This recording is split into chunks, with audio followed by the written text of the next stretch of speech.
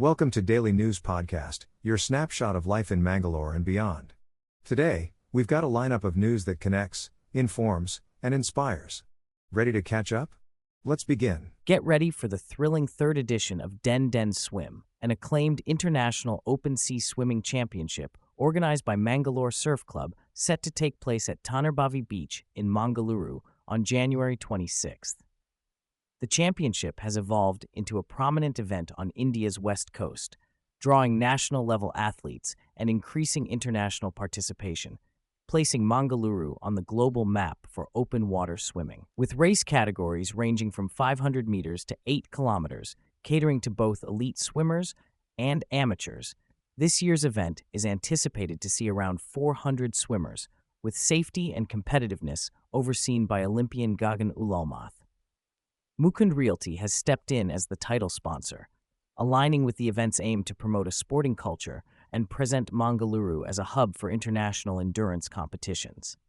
With a strong focus on safety, the Indian Coast Guard and trained lifeguards will be on hand to ensure a secure environment. This event not only promotes sea confidence and safety, but also fosters community growth within the open water swimming arena. In today's news from Mangalore, Gurupura Vajradehi Mata Seer Rajashekharananda Swamiji has criticized Congress leaders for their opposition to the hoisting of the Saffron flag by the Udupi Deputy Commissioner. Swamiji stated that the flag holds special reverence in Hindu tradition and personal religious practices should not be restricted. He questioned the double standards regarding officials from different faiths participating in Hindu rituals and expressed concern over attempts to tarnish the Deputy Commissioner's position. Additionally, Swamiji emphasized the importance of unity among the Hindu community through the Hindu Sangama programs, aiming to promote values, religious faith, and social harmony. The initiative focuses on principles like harmony, family values, and civic responsibility to bring about positive transformation in society. This news comes as a reminder of the rich cultural heritage and values upheld in the region. A tragic incident shook Miyaru Kambalakross as a private bus collided with a tufan vehicle, resulting in the loss of 3 lives and leaving 6 others injured. The speeding bus, en route from Dharmasthala to Karkala, crashed into the tufan heading towards Belthangadi at the crossroad. The collision was so severe that the tufan was completely wrecked, causing serious injuries to those inside. Regrettably, 3 individuals lost their lives in the mishap, while 6 others sustained injuries. The city police from Karkala have swiftly responded to the scene, initiating an investigation into the accident. Our heartfelt condolences go out to the families of the deceased, and we wish a speedy recovery to those injured in this tragic event. Stay tuned to Mangalore Today for further updates on this developing story. A major cyber fraud case has come to light in Udupi, where over 6.35 lakh was illegally transferred through UPI. The victim, Chetan Kumar, a civil engineer from Kunjibetu Udupi, discovered unauthorized transactions totaling 6,035,900 from his Bank of Baroda and Karnataka bank accounts. The fraudsters made the transfers on January 20th, leading to a financial loss for Chetan. The Udupi CN police station has taken action by registering a case under relevant sections of the Information Technology Act and Bharatiya Nyaya Sanhita. Investigations are currently ongoing to track down the culprits behind this cybercrime. Stay tuned for more updates on this developing story. In a major development, the High Court of Karnataka has given the green signal to the operation of bike taxis in the state. The division bench, headed by Chief Justice Vibhu Bakru and Justice C.M. Joshi, allowed appeals by transport technology aggregators like Uber, Rapido, and Ola, along with individual bike taxi owners. They challenged the previous verdict that restrained bike taxi services until specific guidelines were issued under the Motor Vehicles Act. The bench has now overturned this decision, granting freedom to Karnataka government to impose additional conditions for issuing licenses to the aggregators. The single judge's ruling, which had rejected the registration of motorcycles as transport vehicles, has been set aside.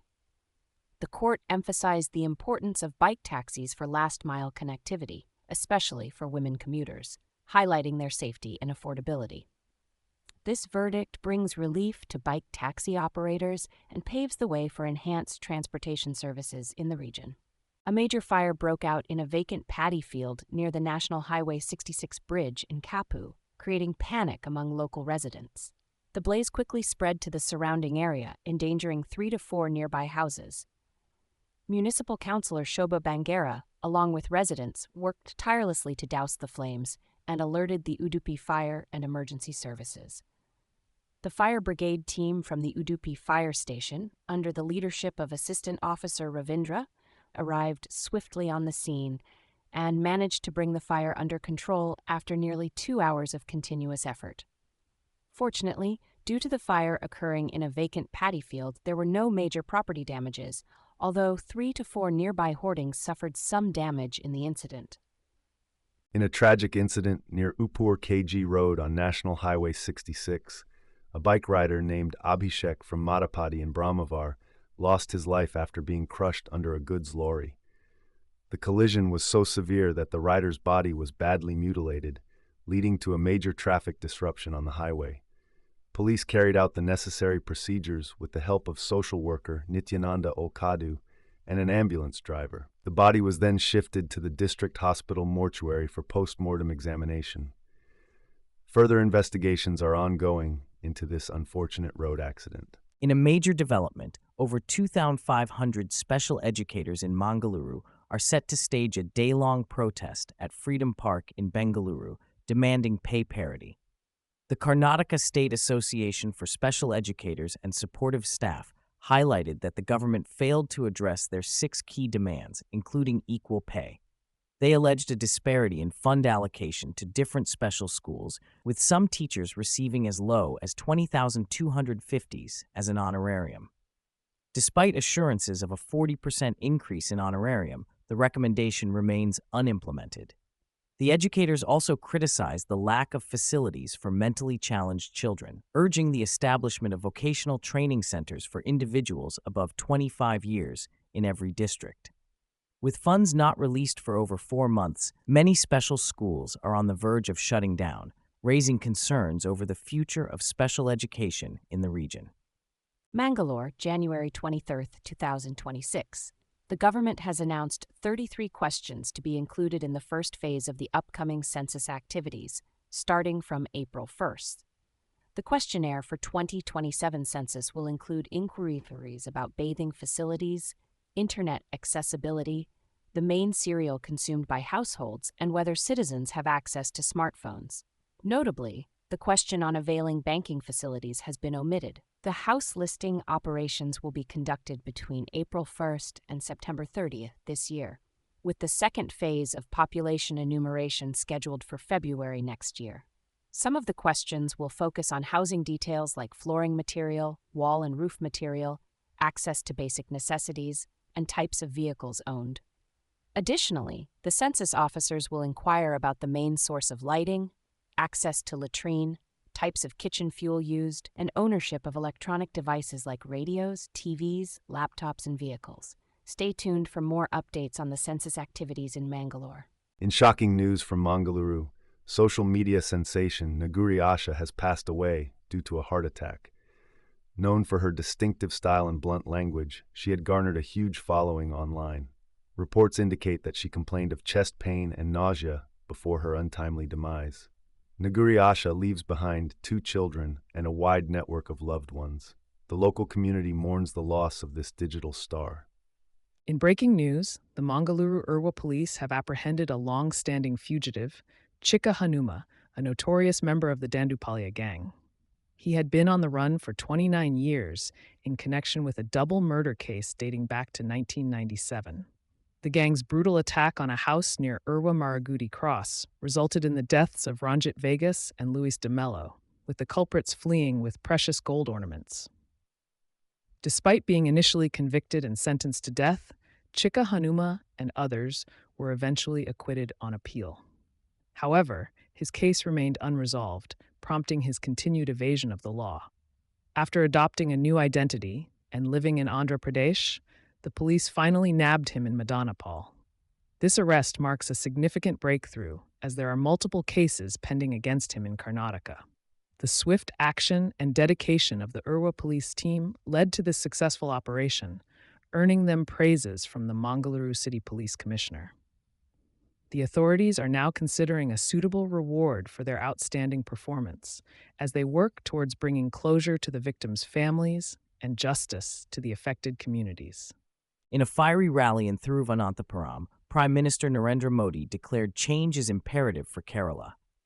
Promising to end corruption of the LDF and UDF, he rallied for the BJP as the beacon of development and good governance. Accusing the major alliances of corruption and appeasement politics, he highlighted BJP's grassroots growth as a viable alternative. PM Modi assured a probe into the gold theft at Sabarimala Temple, vowing to protect its traditions. Criticizing the Congress for betraying Kerala, he envisioned a double-engine government for the state's progress. Urging people to support the BJP, he emphasized the need for a decisive mandate for a developed Kerala. PM Modi's address was marked by a touching moment when he received a child's portrait and promised to correspond with him, encapsulating the personal touch of his campaign. Mangalore, January 23, 2026. The Mangalore police took action against Sikh for Justice, SFJ, leader Gurpatwant Singh Pannan, after he made alleged threats to disrupt the Republic Day celebrations in New Delhi. An FIR has been filed under various sections of the Bharatiya Nyaya Sanhita for criminal conspiracy and endangering national security. Pannan had circulated a video on social media claiming pro-Khalistan posters were put up in specific areas, but no evidence was found after investigation. In another incident, Khalistani activists trespassed into the Indian embassy in Croatia and replaced the national flag with a Khalistan flag. The Ministry of External Affairs condemned the act ahead of the India-European Union summit in New Delhi. Authorities have previously raised concerns about SFJ's activities abroad, including vandalism and threats against Indian diplomats.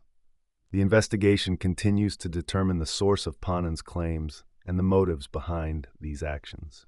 Mangalore, today, in a significant development, Prime Minister Narendra Modi launched 3 Amrit Bharat Express trains from Thiruvananthapuram. This now brings the total number of these trains in operation to 27, providing a total of 54 services across the Indian railway network. The newly inaugurated routes are Thiruvananthapuram-Charlapalli, Thiruvananthapuram-Tambaram, and Nagercoil-Mangaluru Amrit Bharat Express. These trains are a superfast express service aimed at connecting cities that are farther apart and require longer travel times. With 22 coaches and the capacity to accommodate over 1,800 passengers, the Amrit Bharat Express offers amenities like fireproof seats, water bottle stands, charging points, and CCTV cameras in all coaches. This new addition is set to enhance connectivity and improve travel experience for passengers in the region. In a significant development, a man from Channarayapatna Taluk has been sentenced to 20 years of rigorous imprisonment and fined Rs 25,000 by the Special PSO Court in Hassan for raping a minor girl who later gave birth to a child. The accused, a relative of the victim, lured her to his house under the pretext of work and sexually assaulted her, leading to her pregnancy and subsequent delivery. Following a thorough investigation by the Shravanabelagola police, a charge sheet was filed, and the case was heard by POCSO Court Judge Devaraju, who pronounced the verdict. Additionally, a compensation of Rs 7 lakh has been directed to be paid to the victim by the Legal Services Authority, with Public Prosecutor Srinivas Gowda handling the case.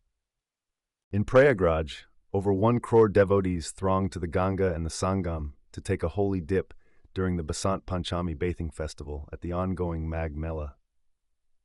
The auspicious occasion witnessed pilgrims beginning to arrive late Thursday night, with a staggering 1.04 crore people participating by 8 a.m. on Friday. Tirtha Purohit Rajendra Mishra highlighted the significance of Basant Panchami in Prayagraj, with devotees adorning yellow attire, offering yellow items, and paying homage to goddess Saraswati. This festival marks a transition in seasons and is celebrated with cultural fervor, symbolized by the application of gulal and observance of spring-related customs. Divisional Commissioner Soumya Agrawal noted the extensive arrangements in place for the Magh Mela, spanning 800 hectares and featuring amenities like thousands of toilets, meditation facilities, bike taxis, and golf carts for the convenience of pilgrims. Superintendent of Police Neeraj Pandey assured safety with over 10,000 personnel deployed for crowd control and traffic management, complemented by the provision of ample temporary parking facilities and well-equipped bathing ghats for the Magh Mela 225-26. Welcome to Mangalore today. Today's headline news from Mangalore: Delhi experiences a welcome relief from poor air quality as the city receives rainfall after nearly 2 months.